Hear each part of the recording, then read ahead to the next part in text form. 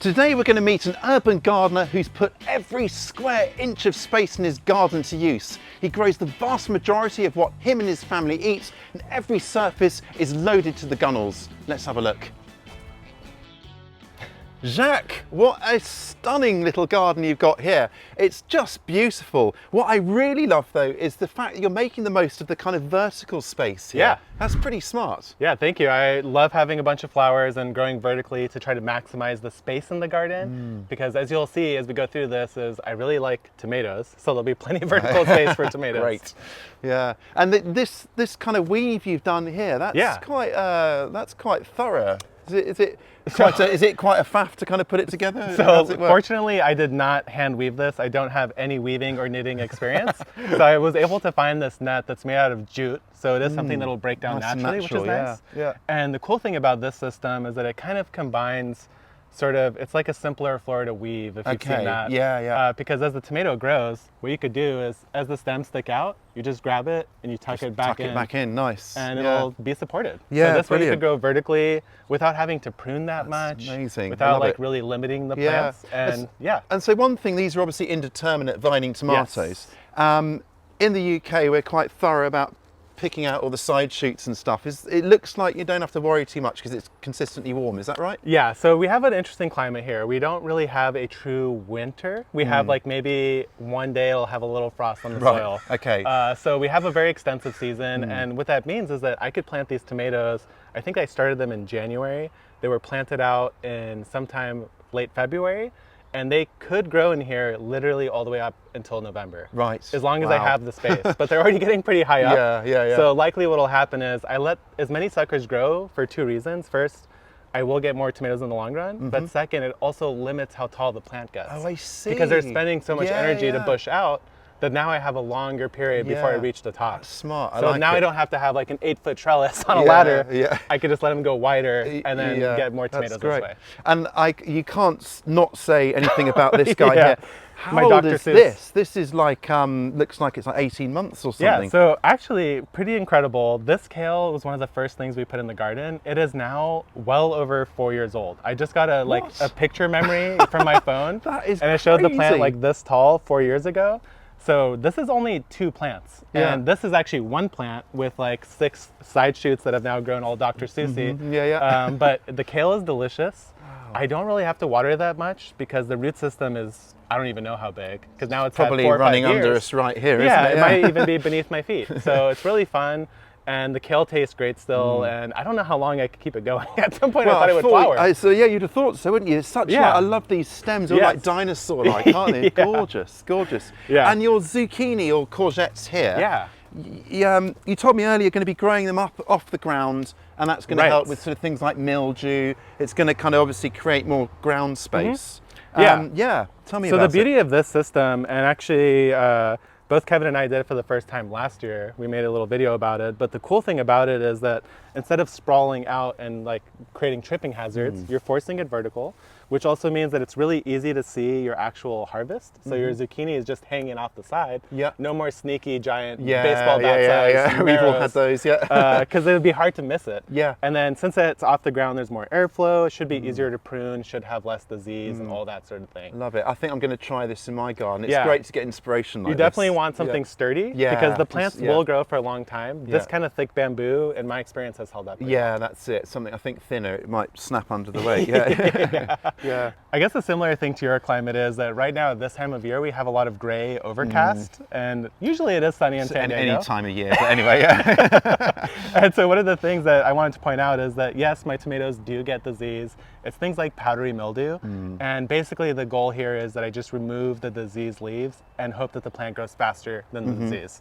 So I don't know if that's the similar strategy I mean, you have. certainly with my zucchini or courgette, you just remove the old leaves and the new growth powers through, but it looks like you're keeping well ahead of the problem here. Yeah, it's definitely still around, and one thing I just really quickly wanted to point out is that these are actually the same varieties of tomatoes. So earlier I mentioned that by leaving the suckers, it doesn't grow as tall, and here you could see like this tomato has already reached the top of this trellis. That one is past the top of the trellis. And that's because they're just 2 leads. So I am removing the suckers on those, and I am getting earlier fruit, and they are growing taller. So but you're getting a more sort of dense wall of lushness here. Yeah. And you're making, I love this. You got like leeks down here, you've got peppers, you've got lettuce, obviously all your companion flowers. There's not a square inch wasted here. No, I try to maximize as much as I can. And since I know that the tomatoes are providing shade, I thought what a great opportunity to try to grow some lettuce as we get into the hotter months. Great. Because now the lettuce is shaded, it's cooler, the leeks are able to go a little bit further into the season just because it's not going to be as hot. Yeah.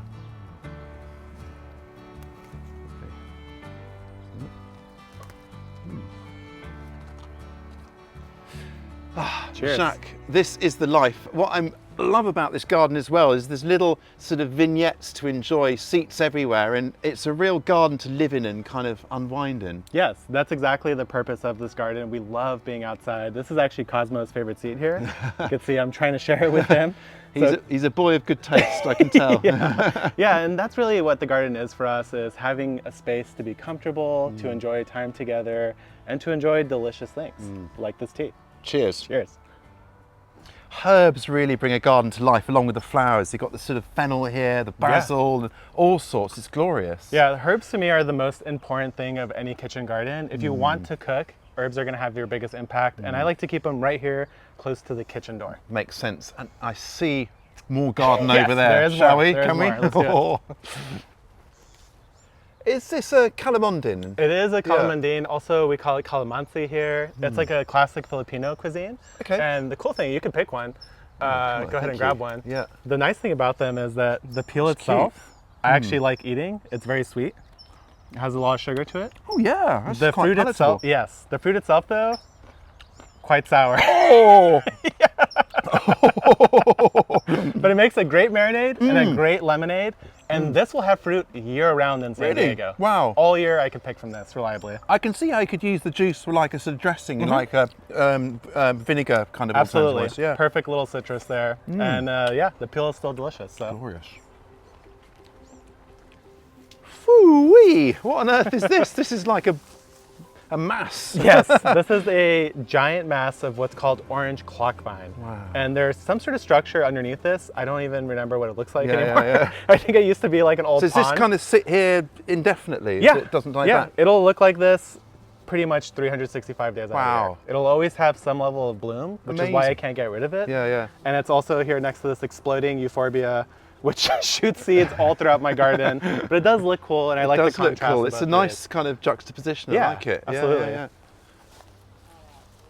So walking through here, I like to be surrounded by plants, if you haven't told. So this is one of my little plant tunnels. Yeah. Now, Jacques, one thing I noticed is yet more tomatoes. Have we got a problem, mate? What's going on? Yes, there is a problem. There is a problem. It's great. You can never have too many tomatoes, I reckon. Yeah. It's so beautiful. Everywhere you turn, you're surrounded by like cosmos and all sorts of sweet alyssum here. But this is interesting. You've got peppers kind of growing in the kind of, I guess, the shadows of the tomatoes. Yeah. What's the logic here? Yeah, so actually it's really interesting. One of the common issues I have here in San Diego is that these peppers, like these big bell peppers, there's so much sun here that I get a lot of sun scalding. Oh, right. And so you'll get that little burn spot, and the whole pepper is essentially, you could save it and try to use it in your own Cut kitchen it at out, but home, yeah. but it's just not that great. Yeah. I end up losing some crop. So what I decided to do is I'll plant a nice wall of tomatoes here. These are all my indeterminate, like slicing tomatoes, like Lovely stuff. beefsteaks. Yeah, Actually, I have a whoppers. ripe one there. Oh, yeah. That's nice. And so the idea is that in the late afternoon, as the sun crosses over, these are now casting dappled light onto the pepper plants. And actually peppers do well in some partial shade, and also it eliminates the sun scald entirely. See, I'm so used to it in my climate thinking, well, it needs full sun, baking. It's kind of surreal to think actually, a bit of shade in a sunny climate. Yeah, and I found that they do really well. And this is pretty early in the season for us, for them to be like already producing fruits, but so far it's working pretty well. Good stuff. So Jacques, what are we actually digging around for here? What's in here? So I was telling you earlier, what I have here is my tomato bed and a bunch of straw. And what I've done in the straw is I've inoculated it with wine cap mushrooms. Wicked. Now, there's a twofold reason to it. First, the tomatoes will provide shade, which the mushrooms like. And the second is that the wine cap mushrooms actually will hunt, attack, and consume nematodes. No. So Really? yeah, it's one of these interesting things. Oyster mushrooms and wine caps do it. They can, I don't think they've ever been described as doing this before, but they actually will send their fungal hyphae, hunt and pierce nematodes, and then consume them. It's like fungi is that whole kingdom of living beings that never ceases to amaze. No, every time it's incredible. When you hear stuff like that, wow. So you get delicious mushrooms, and then I actually struggle with root knot nematode issues here, where they mess up my tomato roots. So I figured, why not grow the mushrooms right where the problem is, and see if I could get a harvest, and also solve the nematodes. You'll have to keep me updated on that. That's, I'm intrigued. Jacques, I've got onion envy. How do you get them this big? So I think the biggest thing that I did this year that really helped is, it was a dry year, but what I did is I made sure I actually had irrigation on my onions. So last year I didn't have irrigation, I kind of counted on the rain. This time I watered very regularly, and they really seem to have responded, because like this onion, I mean, that's a proper onion right there. That is a proper onion. Yeah, that's going to do more than one meal, isn't it? Yes, that's almost a problem at this point. Yeah. So once these are out, which will probably come out this week, I will switch this into another row of tomatoes. So I'll have 1, 2, 3 rows of tomatoes. More tomatoes, why not? Yeah, why not? I got the space. Yeah. And it's actually right up against this area here, which I like to call my pollinator patch. Yeah. So the idea behind this is that I wanted a dedicated space to just have flowers year round, that I didn't really mess around or faff about with. Nice. No faffing about here. The bugs get to live here undisturbed. I don't prune it, really. I just kind of leave it. And whatever wants to live in here gets to live in there. It's next to all my plants, so I get the benefit from the pollinators. You can see it's alive with bugs just looking through it now, so it's clearly doing the right thing, isn't it? Yes, I got a ton of straw flowers, some echinacea, some cornflowers, you said it earlier. Gaillardia is, I think it's the Latin name. But also known as the blanket flower. Blanket flower, And so those are kind of my mainstays right now. You've got a lot of onions and just stuff in general. What do you do with it all, Jacques? So we actually cook a lot. We actually, in the summertime especially, we cook 95+% of our meals directly out of the garden. Wow. So we eat a lot of vegetable heavy meals.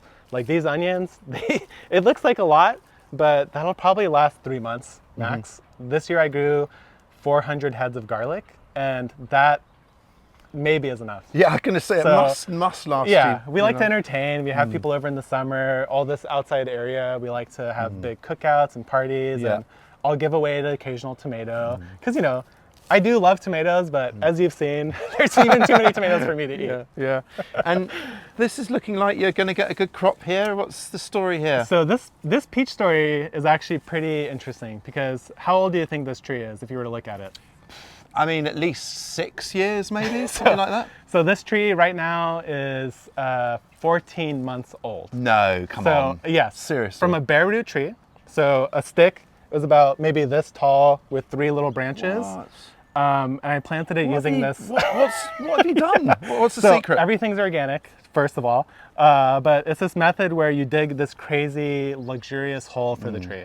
So this is a 3-foot wide hole, 2 feet deep, and it's amended with organic fertilizers, compost, and basically you're setting up the tree's roots to be able to grow very quickly into those 3 feet and get all the nutrients they need. And this is what you get. So it's a lot of effort right at the start, but obviously it pays off in fruit quicker. Yeah, it's like a $500 hole for a $50 tree. It's like the other way. And so the other cool thing about this is you'll notice that these peaches are pretty much almost ready to harvest. They are protected because birds are liking them. Those peaches are a lot smaller. And this side has no peaches because this is a 3-in-1 tree. There's 3 different varieties. 3 different varieties, and they all have a different harvest window. So the cool thing about this is that, let's say you love peaches, but you don't want to have 200 peaches in a week. This will give you 3 different types of peaches spaced out over like a 2-month period. That's such a good idea. Just taking up one spot. So I absolutely love it. It's been really cool to see how fast it grows, and I'm very excited to harvest these peaches right now. And you got this flashing down here.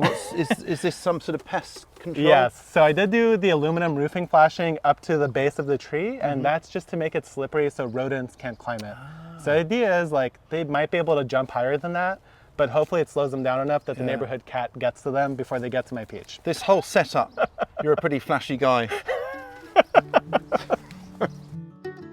So Ben, I was wondering if you've ever seen this before. This is the perennial 9-star cauliflower. You know, we've mentioned it in one of our videos, I think, but I've never actually grown one. And this is a whopper, isn't it? Yes, and this is actually after a year. I've removed a bunch of it, and it still hasn't given me any florets. So fingers crossed, eh? Fingers we're holding crossed. on. Now, I'm interested just from a personal angle of this irrigation here. Oh, sure. We don't really have irrigation as such in the UK. Well, we do, but you know what I mean. We don't have it as a integral thing is to get plenty of the wet stuff coming from the sky. So is it complicated to set up? You know, how does it all work, really? It can be a little intimidating because you have to have the source of water near where you are. So I actually went the hard way. I dug PVC throughout my whole garden. Right. I have it hooked up to a controller. It's all automatic. There's easier ways to do it with just a garden hose attached to this. So here, though, it's absolutely required. If you don't have irrigation, you don't have a garden. Because all of our rain falls from December, maybe into May. Okay. After that, zero rain throughout the entire summer. Yeah. So if you're not adding water, like I said, like you might have a native plant garden. I have some of those that don't have irrigation. But for growing vegetables, 100% you need to bring water to the And I can plants. see it's pretty efficiently delivered. It's drip, it's at ground level, and I guess you could throw mulch over there, which you do with the straw. And as you can see, as I pull aside, it's also wet in between. So when the water hits, it starts to spread. And so each one of these underground like will spread, and overall, it is a nice uniform watering. Lovely. Yeah. So over here, I've got my runner bean like house basically. So, get in there and sort of be cozy, couldn't you? Yeah, exactly. And I was thinking I'm gonna actually harvest a couple of these. These are those. Oops. You want to grab a couple? Grab These some, are more flat style beans, which I don't often eat as green beans.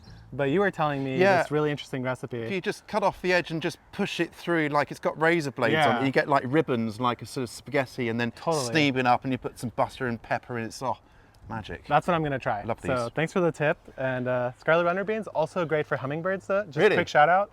I see a ton of hummingbirds here. They love these big red flowers with the deep pockets to get the nectar from. Wonderful plant that you could eat and also attract hummingbirds. Best of both worlds. These guys are quite close. I'm guessing about a foot apart. That is a bit close. I reckon this has got a reason behind this. What's the logic? So this is actually the first time I've tried this particular method. It's called the 2-in-1 hole. Silly name, but the idea behind it is that you get two varieties of fruit, like the same varieties, like these pears. They both need the other one to pollinate each other. So instead of like saying, planting them at the normal spacing, giving up like 10 feet of my garden, I decided I'd rather just get basically half of each. Plant them right next to each other because they will be producing less now. I see, But now they're able to pollinate each other, share the same space, and they really are not taking up much more space in terms of like, in terms of its structure and what it's doing here, it's essentially just the same as one tree, isn't it? The only thing you have to do is like, as these branches start to cross over, you'll have to prune them in the inside, but the outside gets to just go, and now you get the benefits of pollination and the benefit of eating two different styles of pear instead of just one. And it looks like you got some something in here to look forward to. I trained them. I pruned it early in the season to force the fruiting spurs, which is what the pears fruit on, to be low. So that way I'd never have to go up high to harvest my fruit. All of the fruit harvest should only be in the bottom like 3 to 4 feet of the tree. Cool. So earlier I was mentioning to you that if you didn't have irrigation, you could grow a native garden. And that's exactly what I have here. These are all California native plants. A lot of them are actually even endemic to San Diego. So I didn't even know that the yarrow was Californian. I didn't know that. Yeah, there's a lot of different yarrows throughout the Southwest here. I think the white and the yellow are the ones that are truly native, but I even have like, technically it's a cultivar, it's not a true native. That's a paprika yarrow, but it has really pretty colors. And so all of this has no irrigation, and the reason why it's planted here is that the house actually blocks all of the sun. So this is the north-facing wall. Gotcha. And I figured I can't plant a vegetable garden here, but I might as well grow something beautiful. So all of these are native plants that could tolerate some amount of shade. Lovely. And also, speaking of shade, on the side, you'll see this huge wall of passion fruit. And you could probably hear the chickens because this is shading my chicken run area. Oh, that's nice. So I'm able to, I like to play with shade in my garden. I have a lot of it. So I'll tend to grow things like my brassicas, like broccolis and lettuces, wherever I have little pockets of shade. Or try to do something more unique like this native garden. Superb. We're finishing back amongst tomatoes, Jacques, which feels kind of appropriate. I hope you get some help with that problem. I'm only joking, it's fantastic. Tomatoes Anonymous. Tomatoes Anonymous, exactly that, I've loved being here, and I know our viewers are going to really enjoy this tour, so thank you so much. Thanks for coming down and sharing the perspective. Great stuff.